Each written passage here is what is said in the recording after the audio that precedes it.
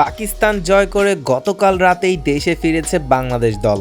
২ টেস্টের সিরিজে স্বাগতিকদের ধবলধোলাই করে টাইগারদের এবারের ফেরাটা একটু বেশি আনন্দের ছিল। তবে এই আনন্দযাত্রার পুরো পথে তাদের সঙ্গী হতে পারেননি সাকিব আল হাসান।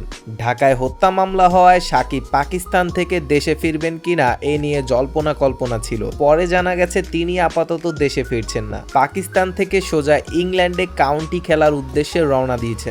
সাকিব আল হাসান করাচি ছেড়েছেন দুবাই হয়ে আসা সতীর্থদের সঙ্গে। তবে দুবাই থেকে দলের সঙ্গে দেশের বিমান না ধরে তিনি অপেক্ষায় ছিলেন লন্ডনের ফ্লাইটের। আগামী 15ই সেপ্টেম্বর 2টি টেস্ট ও 3টি টি-20 সিরিজ খেলতে বাংলাদেশ দল ভারত সফরে যাবে এবং ওই সফরের দলে সাকিবও থাকবেন সেটা কিন্তু নিশ্চিত। আর সে কারণেই কৌতূহল, একটি মাত্র ম্যাচ খেলতে তিনি কেন ইংল্যান্ডে যাচ্ছেন। বর্তমান পরিস্থিতিতে দেশে না এলেও সাকিব তো পারতেন যুক্তরাষ্ট্রে গিয়ে পরিবারের সঙ্গে কয়েকটা দিন কাটিয়ে আসতে।